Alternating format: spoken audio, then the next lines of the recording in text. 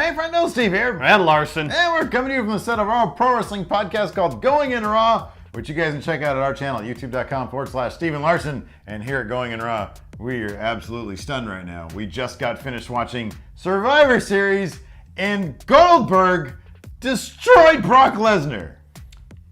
Destroyed, even putting it kind of lightly. Yeah. I mean, you mentioned this when we were finished watching the show.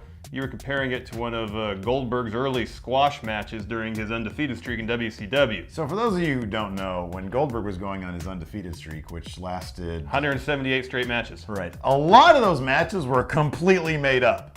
One week on Nitro, he'd be at 56. The next Monday, he'd be at 68.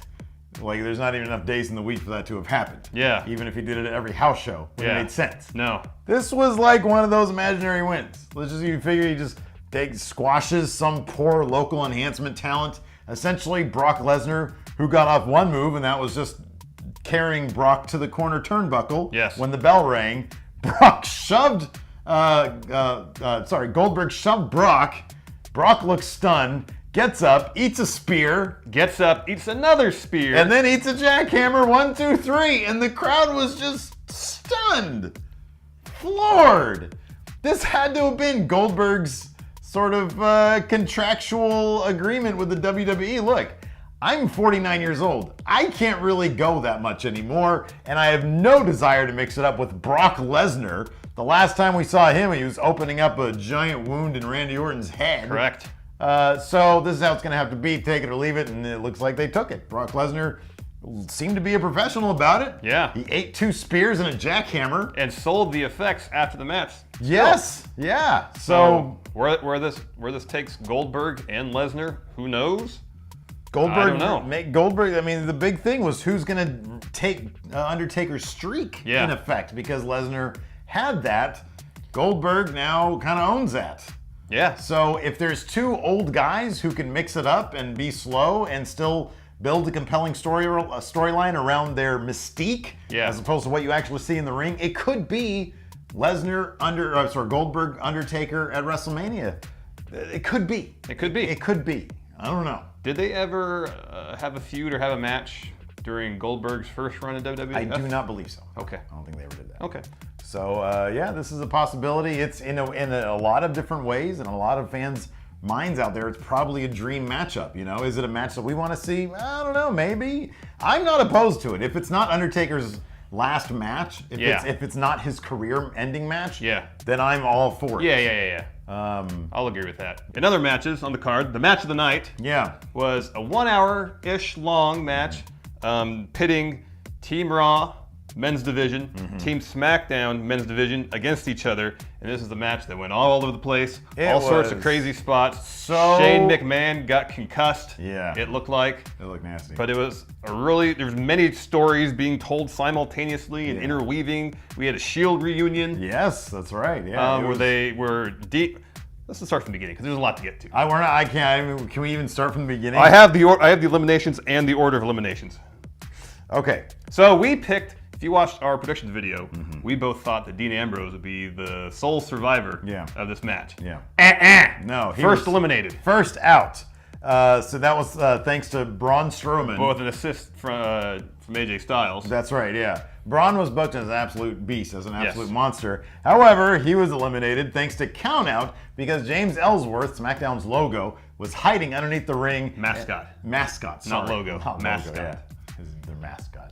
Was hiding out of the ring, and he grabbed onto Braun's leg as Braun was trying to get in for the countout. And that was following an RKO through a table. Yeah.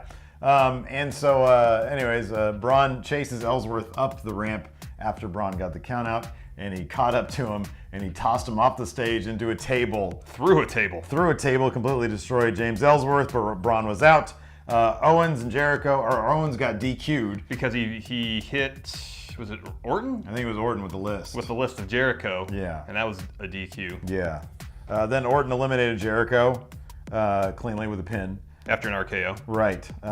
Jericho then cleaned up his list and left. Yes. Let's see here. Reigns then eliminated Shane. Actually, Shane kind of eliminated Shane because Shane had Roman prone in a corner. Yeah. Shane did the coast-to-coast thing. Yes. Went from one coast to the other. But as he tried to go to the other coast, Roman got up, speared him, and it looked like Shane hit his head really, really hard against the mat there. And he kind of had that look in his eye like he was concussed. He looked like he was definitely concussed. And I think he was able to kick out because I think he was supposed to keep on going, but the ref stopped it. Yeah. And they just carted him off.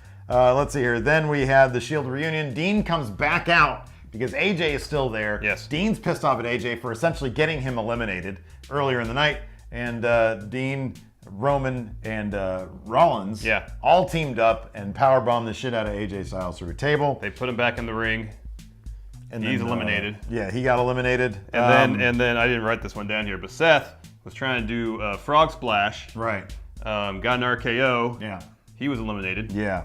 And then so it was down to Roman Reigns against the Wyatt family, Bray Wyatt, Randy Orton. Right. And then Luke Harper interfered. Yes. Shay made his presence known. And then Randy Orton, as Roman Reigns was about to launch into Bray Wyatt, Randy Orton pushed Bray out of the way, ate the spear, which allowed Bray then to get up and give Roman a Sister Abigail, and he got the pin 1, 2, 3, and so Team SmackDown won that particular match. It was, like we said, it was absolutely overbooked, total cluster, but it was a lot of fun. And it's good SmackDown won that match because they didn't really win much else the rest of the night. They won. Miz won.